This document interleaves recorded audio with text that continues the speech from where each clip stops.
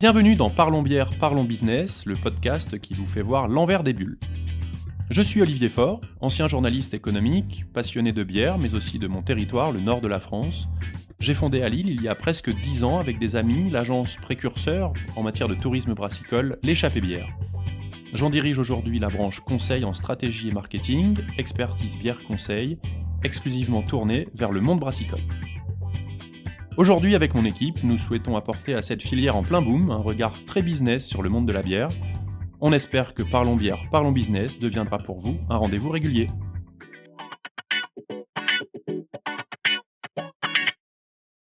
Pour ce nouveau numéro de Parlons bière, parlons business, j'accueille aujourd'hui Camille Bourrigaud, qui est chef de rubrique bière chez Rayon Boisson depuis 5 ans. Bonsoir Camille.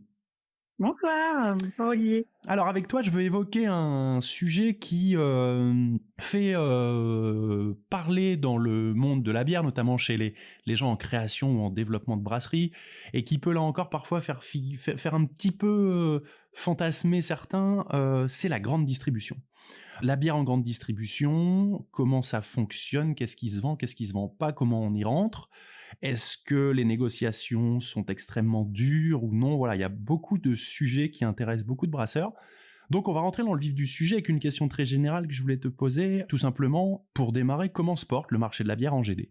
Alors le marché de la bière en GD porte, on va dire relativement bien par rapport aux autres catégories de boissons, même si c'est vrai qu'on a noté cette année pour la première fois un petit coup d'arrêt dans les chiffres. Pour recontextualiser, la bière en grande distribution, ça pèse 1,6 milliard de litres et 4,3 milliards d'euros sur un an. Et cette année, pour la première fois depuis de nombreuses années, il y a un petit recul des ventes.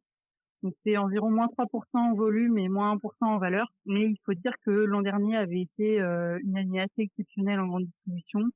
Le circuit CHR, société restaurant, ayant été fermé aussi une partie de l'année, il y avait pas mal de reports de consommation en grande distribution.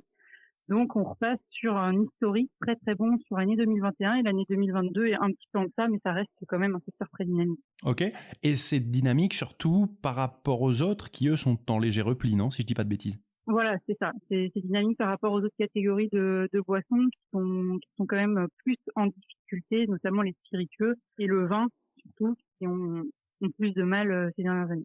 Alors, ça me permet de tout de suite de passer sur une question. Et avant, je veux juste repréciser un petit quelque chose, j'ai oublié de dire pour nos auditeurs. Camille, on fait cet entretien au téléphone, donc voilà, je m'excuse auprès de tous nos auditeurs si parfois il y a un son qui est moins parfait que si tu étais à côté de moi. Voilà, cette précision étant faite, je voulais juste que tu me dises, quand on dit que le vin est en repli et que la bière continue de progresser légèrement, ça répond un petit peu à cette crainte aussi des brasseurs sur la cannibalisation des bières et des brasseries entre elles. Ça veut dire qu'aujourd'hui, en GD en tout cas, la bière, les rayons s'étendent non pas au détriment des brasseries elles-mêmes, mais au détriment d'autres secteurs. Tout à fait. Alors Justifière a mangé sur pas mal de territoires de ses concurrents, notamment le vin, que le rayon n'a fait que de s'étendre ces dernières années. On voit ça dans les sites des panélistes, tout ça comme Nick Naito. Il voit que le rayon s'étend d'année en année, grappille des centimètres. Donc le rayon bière, il a fait que de s'étendre et en prenant de la place sur des concurrents, surtout le vin. Alors juste par rapport à ça, je voudrais dire quelque chose qui est un phénomène très récent, mais ces dernières semaines et ces derniers mois, pour la première fois, il y a les boissons sans alcool qui ont commencé à reprendre un petit peu de part de marché sur la bière, notamment avec l'inflation maintenant, les fêtes surveillent leur portefeuille, et peut-être que l'alcool c'est quelque chose dans lequel ils mettent peut-être un petit peu moins de sous ces dernières semaines, et on voit qu'il y a un petit report vers le sans-alcool. Mais globalement, la bière ces dernières années a pris beaucoup sur ses concurrents. Donc ça va très bien, ça va juste un tout petit peu moins bien que les années précédentes. En gros.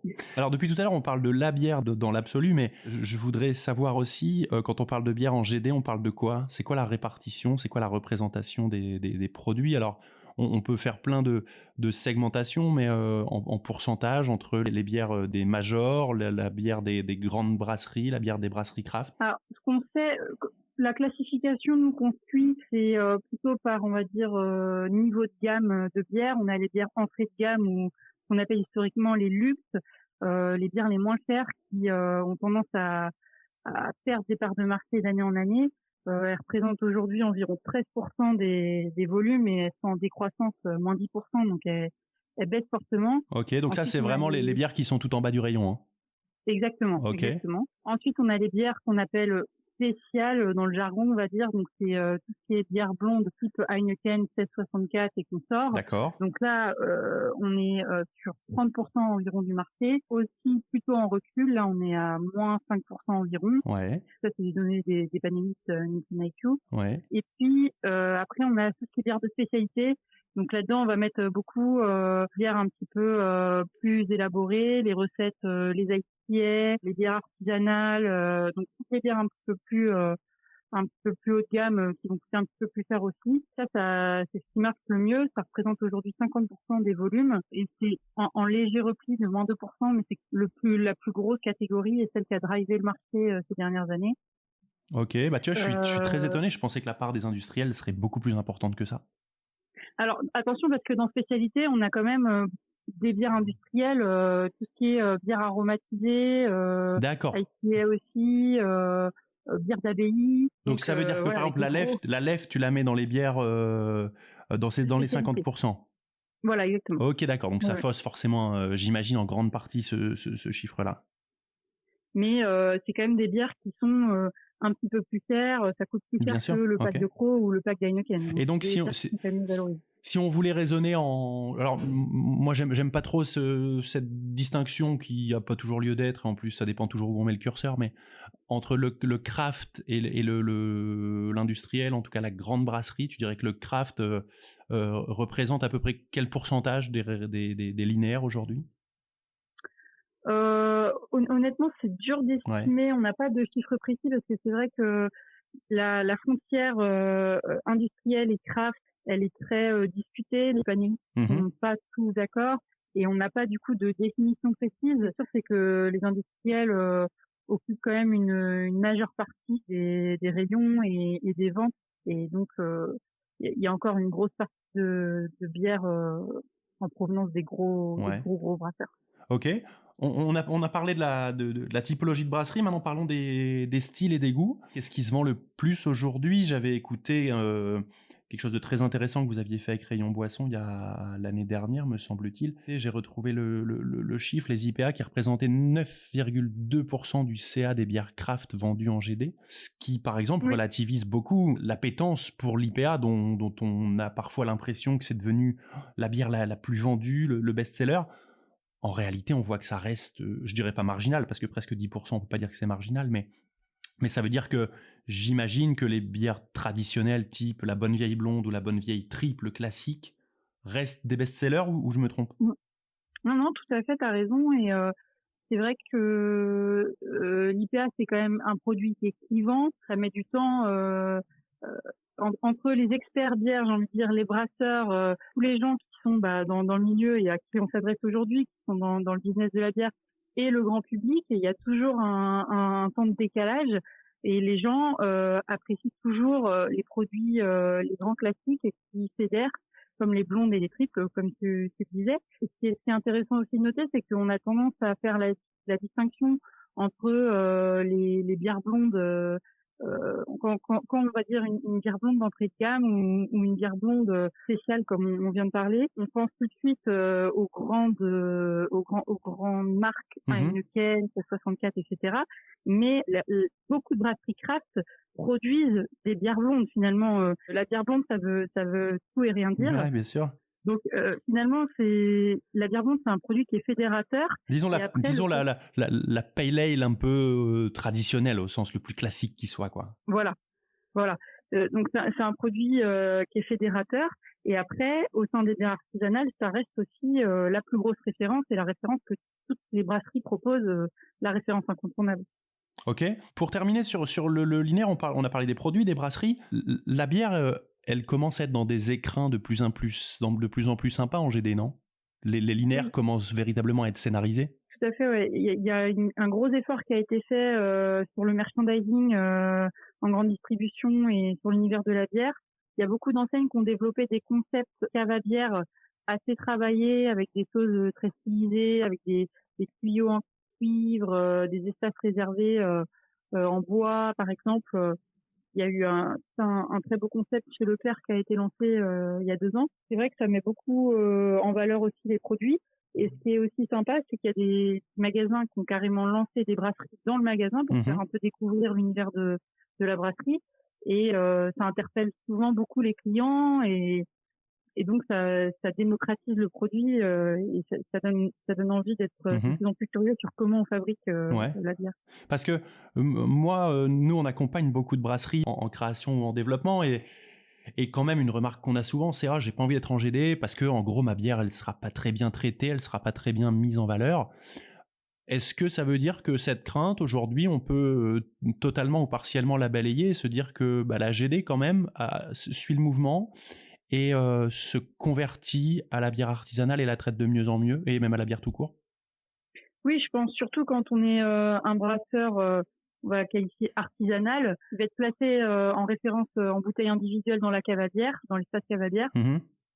C'est quand même un élément qui est bien mis en valeur par les distributeurs. Donc, il ne sera pas à côté des gros packs de Cronenbourg pour caricaturer un petit peu, quoi. Exactement. Il y a une belle distinction entre l'espace pack et entrée de gamme et l'espace plus premium de la cave à bière où là, en général, les produits sont bien mieux mis en valeur. Je dirais juste petite chose, encore faut-il que le produit prenne pas la poussière.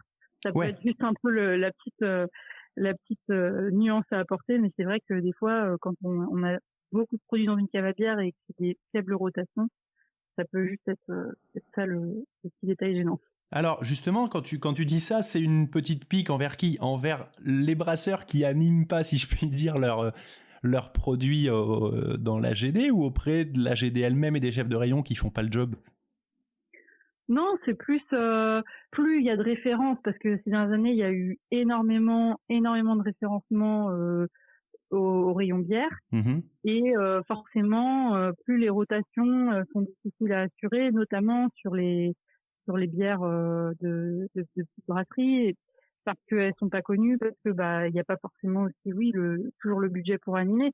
S'il n'y a pas des soirées pour faire connaître les artisans, s'il n'y a pas de PLV sur donc, de publicité sur ou tout simplement une étiquette ou un design sexy qui donne envie d'aller la chercher, quoi.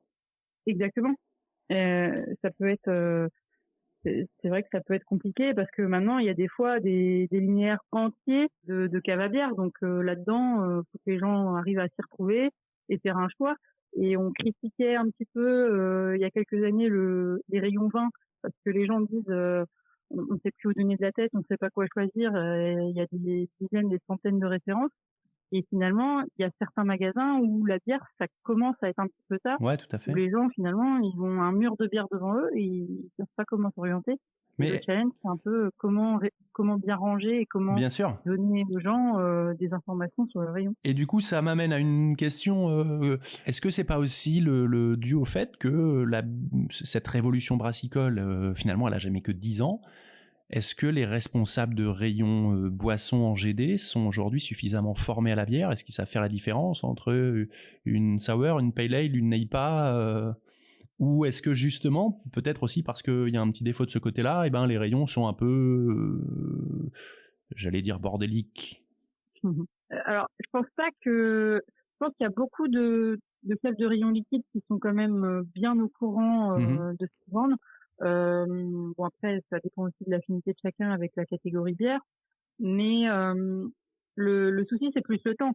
Le chef de rayon, il a beaucoup de choses à faire. Il est pas, c'est pas un conseiller, c'est pas un caviste. Il n'est pas H24 dans son rayon pour renseigner les clients. Donc c'est aussi propre à la grande distribution. C'est bien pour ça qu'il y a il y a des cavistes d'un côté, il y a la grande distribution de l'autre. C'est pas le même fonctionnement et en grande distribution, on peut pas avoir le même niveau de service et de précision. Voilà. Alors, admettons, je suis jeune brasseur, tu m'as convaincu de venir en GD. Non, comment j'y rentre? Qu'est-ce que cherche la grande distribution? Est-ce qu'elle cherche du goût? Est-ce qu'elle cherche des prix? Est-ce qu'elle cherche du volume? Est-ce qu'elle cherche de la stabilité? Est-ce qu'elle cherche du storytelling? Je dirais que effectivement, il y a déjà l'objectif du volume auquel tout le monde va penser, mais c'est moins une priorité aujourd'hui parce qu'il y a beaucoup de il y a une offre plus diversifiée et plus locale, donc il y a beaucoup de magasins qui vont prendre l'initiative de référencer une brasserie proche de chez eux. Et pour ça, ils n'auront pas besoin d'un volume incroyable. Par contre, la constance dans la qualité du produit, c'est vraiment quelque chose, c'est vraiment un souci qu'ont les acheteurs et les directeurs de magasins et les chefs de rayon. Moi, quand je les rencontre, c'est vraiment la constance du produit parce que au début, ils ont pu tomber des fois sur des brasseries où les procédés étaient un petit peu en cours d'élaboration, j'ai envie de dire, et puis ils goûtaient quelque chose de très bon et 3 mois après ils regoûtaient et c'était plus du tout la même chose et ça leur convenait pas. Donc je pense que la priorité c'est une qualité de produit constante parce qu'ils ont été habitués avec les industriels à avoir quelque chose de vraiment bien sûr. Qui très bouge pas, standardisé. donc ils veulent retrouver cette stabilité. Et donc ils veulent retrouver une certaine stabilité, même si bon, on sait que voilà, c'est ce qui fait aussi le charme d'un produit artisanal. Peut-être pas d'avoir une stabilité comme une Kronenbourg ou une Heineken, mais en tout cas une certaine stabilité et qu'ils sachent ce qu'ils vendent. Ok. En termes de goût maintenant, encore une fois, je suis un petit brasseur, je viens de créer une formidable sour à la vanille et à la papaye. Est-ce que la GD, ça peut l'intéresser? Alors, ça peut intéresser la GD parce que aujourd'hui, les distributeurs, ils ont envie de se différencier, ils ont envie de se distinguer, de faire venir qu'est-ce qui fait que je vais plutôt chez Leclerc, chez U, chez Intermarché. Il faut voir les opérations foire à la bière qui proposent, qui multiplient. Maintenant, il y a 2-3 opérations foire à la bière par enseigne par an. Et dans ces opérations-là, ils ont envie de dire, nous, on propose quelque chose que les autres proposent pas. Après, est-ce que c'est en allant chercher le style vraiment de niche, est-ce que c'est vraiment ça qui va faire venir les clients? Peut-être les plus connaisseurs, mais pas forcément le grand public. Alors, Or, les plus connaisseurs vont pas forcément en GD, mais plutôt chez le caviste du coin de la rue. Voilà. Donc, j'ai envie de dire, se démarquer, c'est bien, mais est-ce que c'est par le style, par un style pointu? Pas forcément. Ce serait peut-être pas le meilleur conseil. Donc plutôt par la brasserie artisanale qu'ils sont allés chercher, que n'a pas le voisin, mais qui proposera par contre peut-être juste une bourde, une triple, une IPA, quoi. Oui, par le design que proposait l'étiquette que peut proposer le brasseur, par l'histoire de la brasserie. C'est vrai qu'ils aiment bien mettre en avant les brasseries locales, le côté peut-être écologique de la brasserie. Il y a beaucoup de brasseries qui font des choses en matière d'environnement. Donc, Ok. Voilà. En termes de prix, moi, j'accompagne encore une fois pas mal de petites brasseries et celles qui sont en GD me disent souvent, j'ai été étonné, je suis rentré en GD, ils n'ont pas négocié d'un seul centime mon prix. Tu me le confirmes, ça? Parce que ça va à l'encontre de ce que beaucoup pensent. Je pense qu'il faut distinguer vraiment deux échelles. L'échelle où on rentre dans un magasin ou alors quelques magasins dans un département, une région, où là, on va pas être très agressif effectivement sur les prix, où on va vendre en direct du magasin et le magasin, lui, il est comme le brasseur, il a envie de se faire de la marge. Si le produit est valorisé, si le produit est local et qu'on peut le vendre à un bon prix, c'est tout bénéf pour tout le monde. D'une autre échelle, beaucoup plus grande et beaucoup plus industrielle, où on vend nationalement. Et alors là, c'est pas la même histoire que quand on passe par les centrales d'achat nationales, effectivement, on n'a pas affaire aux mêmes personnes et c'est beaucoup plus les négociations sont beaucoup plus âpres. Donc voilà, il y a vraiment deux choses différentes. Ouais, je comprends bien. Okay. Au tout début, quand on rentre en grande distribution et que on n'est pas sur des volumes nationaux, effectivement, ça peut être intéressant et pour le brasseur et pour le distributeur. Parce qu'il y a un vrai fantasme là, moi, pour les brasseurs avec lesquels je bosse, qui sont pas en GD, qui est vraiment celui, oh là là, si je pousse la porte d'une enseigne d'une grande distribution, je vais me faire assassiner en termes de prix. Et du coup, tu me confirmes que quand on est un petit avec des volumes limités, c'est pas le cas. De toute façon, les distributeurs jouent leur image prix sur des grandes marques et des produits qui sortent tous les jours. Ils jouent pas leur image prix sur justement les produits locaux qui sont plus des produits plaisir avec une forte plus-value et un prix qui se justifie. Voilà, c'est ça. Voilà. Exactement. Alors, tu as évoqué un autre sujet, c'était une parfaite transition pour moi. Ça fait aussi peur, cette question du prix, parce que beaucoup pensent que tout va se négocier tout de suite en centrale d'achat. Or, ce qu'on a j'appelle, alors moi j'ai peut-être pas les termes de la grande distrie, mais ce que moi j'appelle la grande distrie de proximité, ces enseignes type Auchan Contact, Carrefour Market, ce genre de choses, en fait ce sont des indépendants avec lesquels on deal en direct. Alors il y a des magasins, il y a 3 enseignes d'indépendants, donc Système U, Leclerc et Intermarché. Dans ces enseignes-là, chaque directeur de magasin, chaque patron, voilà, fait ce qu'il souhaite et peut référencer en direct les produits. Donc chez ces gens-là, je passe pas par la centrale d'achat nationale qui fait peur. Voilà. Okay. En tout cas, en tant que petit acteur, bien sûr. on peut faire du direct avec le magasin. Bien sûr. Là, on se positionne en effet pour la brasserie artisanale qui fait moins de 10 000 hectos, quoi. Voilà. Après, même chez les autres, donc on va dire Casino, Carrefour, Auchan, il y a aussi des magasins qui ont envie de faire du direct et qui le font. Qui font des produits locaux. Je suis allée voir l'autre jour le Auchan de Saint-Herblain qui met en avant tout un tas de producteurs locaux, par exemple. Là, c'est pareil, on peut aussi faire du direct avec le magasin. Donc ça, c'est vraiment quelque chose qui est ouvert aux petites brasseries. Et les petites brasseries, c'est pas péjoratif. Ouais, bien sûr. C'est ouvert aux petites brasseries que beaucoup d'ailleurs ont fait pendant toute la période de crise sanitaire. Ouais, bien sûr. C'est là aussi où beaucoup ont cherché des débouchés. Et moi, j'ai eu des retours de brasseurs. Ça s'est très très bien passé comme ça en direct avec les magasins. Ok. Il y a un autre élément que je voulais évoquer avec toi parce que c'est des choses auxquelles on pense pas, mais tu évoquais tout à l'heure les foires à la bière. Je sais que les coffrets, ça marche bien en grande distrie sur la bière. Tu me confirmes ça? C'est des choses auxquelles les brasseurs pensent moins spontanément. C'est un produit qui est très apprécié, notamment sur les fêtes de fin d'année. Ok. À bon entendeur. Voilà. Certains en proposent toute l'année également. Non, les coffrets, c'est quelque chose qui fonctionne bien. C'est une bonne idée cadeau. C'est vrai que la bière a le vent en poupe. C'est quelque chose de très populaire. Donc, les gens aiment bien offrir des coffrets bière avec de la verrerie, par exemple. Ok. Donc, le bon vieux coffret avec 2 verres de bouteille, 3 verres une bouteille. Exactement. C'est quelque chose qui marche bien, qui valorise bien les produits. Et là, je mets ma main à couper que vous allez en voir partout dans les semaines à venir. Donc une manière aussi de se différencier, le cas échéant, par un produit qui sort un peu de l'ordinaire, quoi. Oui, et aussi, faut pas oublier que c'est un moyen de fidéliser les clients, parce que dans les coffrets, les verres, bien sûr, tous les clients qui vont avoir acheté ce coffret vont avoir envie de racheter votre bière s'ils ont le verre qui va avec pour servir aux copains. C'est quand même la classe. Tout à fait. Et même s'ils servent une autre bière dans ce verre-là, au moins on a toujours la marque sous le nez. En termes de tendance, on a évoqué tout à l'heure, les best-sellers restent finalement les styles dits classiques. Est-ce qu'il y a des tendances que tu perçois en GD? Oui, alors il y a une grosse tendance en grande distribution, parce qu'on en parlait au début, les 3 grandes catégories principales sont en recul cette année. Il y a une catégorie qui est à plus de 18%, c'est les bières sans alcool. Ok. Elles ont fait beaucoup de chemin ces dernières années, ça représente quand même 5% des ventes. Donc c'est pas négligeable. C'est quelque chose qui se développe d'année en année. On connaît maintenant des brasseries qui font que du sans alcool. Il y a des cavistes aussi qui ouvrent, des cavistes sûrement sans alcool, donc spiritueux sans alcool, bière sans alcool. C'est une très grosse tendance sur le marché.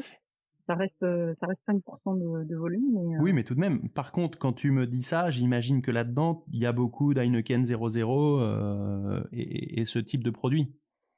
Tout à fait. Là, qui du coup soutiennent ces bons chiffres à grand renfort de campagne de com. Oui. Alors c'est vrai que pour l'instant c'est passé par les grosses marques. Ouais. Mais quand je vois qu'il y a des cavistes qui ouvrent en 100% sans alcool, j'imagine bien que les cavistes en tout cas à qui j'ai parlé, qui ouvrent des caves sans alcool, c'est pas pour vendre de la Heineken 0.0. Ouais, bien sûr. T'as raison. Donc donc vraie tendance là, même pour les petits.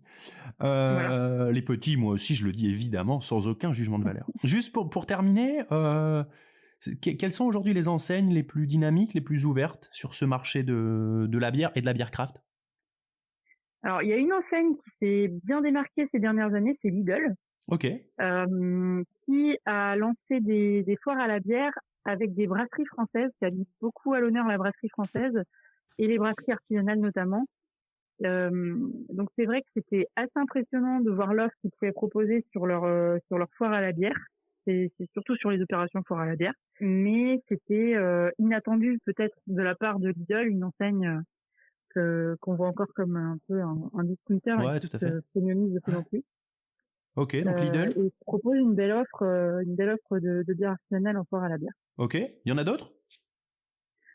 Après, toutes les enseignes ont mis quand même un coup d'accélérateur sur la bière et ont aujourd'hui une cave à bière. Donc, je dirais quand même que Leclerc, avec son concept merchandising dont je parlais tout à l'heure, avec les beaux tuyaux en cuivre, les mises en avant, a réservé une très belle place à la bière. En plus, il y a plusieurs Leclerc qui ont ouvert des brasseries dans leur magasin. Je pense notamment à Poitiers et avant à Rennes. Donc c'est vrai que c'est une enseigne aussi qui a fait beaucoup pour l'espace cave à bière. Ok, top.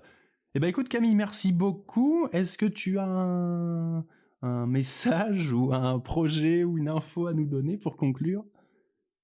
Oui, je dirais que si jamais ça vous a intéressé ce sujet de la bière en grande distribution et que vous voulez en apprendre plus et connaître les derniers chiffres, en avril prochain, on organise la matinale de la bière avec Rayon Boisson. Donc c'est un webinaire de 2 heures qui permet de faire le point sur tous les chiffres du rayon et puis comprendre encore mieux la bière en grande distribution. Ouais. Et je vous le conseille, je l'avais suivi l'année dernière, j'avais trouvé ça en effet hyper intéressant. Merci beaucoup Camille. Merci à toi Olivier.